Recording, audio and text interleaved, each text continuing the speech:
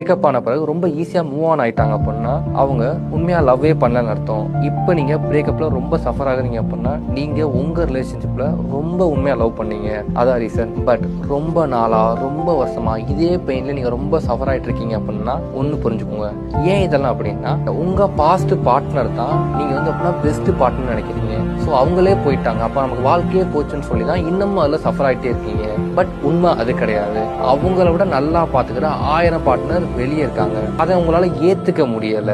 Example ஒரு சைக்காலஜியா சிம்பிளா சொல்றேன். நாம ஒரு ஆபீஸ்ல ஓல்டு ஆபீஸ்ல ஒர்க் பண்ணிட்டே இருப்போம். எல்லாம் நம்ம கம்ஃபர்டபுளா நல்லா பழகிரும். இப்ப திடீர்னு ஒரு புது ஆபீஸ்க்கு போகலாம் அப்படின்னா நமக்கு என்ன தோணுனா, புது ஆபீஸ் வந்து பழைய ஆபீஸ் அளவுக்கு இருக்குமா இல்லையான்னு சொல்லி நம்மளே கன்ஃபியூஷன்லாம் இருப்போமா, ரைட்டா? அப்போ அந்த பயத்திலே நம்ம புது ஆபீஸ்க்கு போகவே மாட்டோம். அதே தான் இங்கவும். ஸோ உண்மையை தெரிஞ்சுக்கோங்க, உங்க பாஸ்ட் பார்ட்னரோட 1000 மடங்கு உங்களை ராஜா மாதிரியும் ராணி மாதிரியும் நல்லா வச்சு பாத்துக்கிறதுக்கு வெளியே இருக்காங்க. இந்த பெயினை விட்டு வெளியே போய் அவங்களை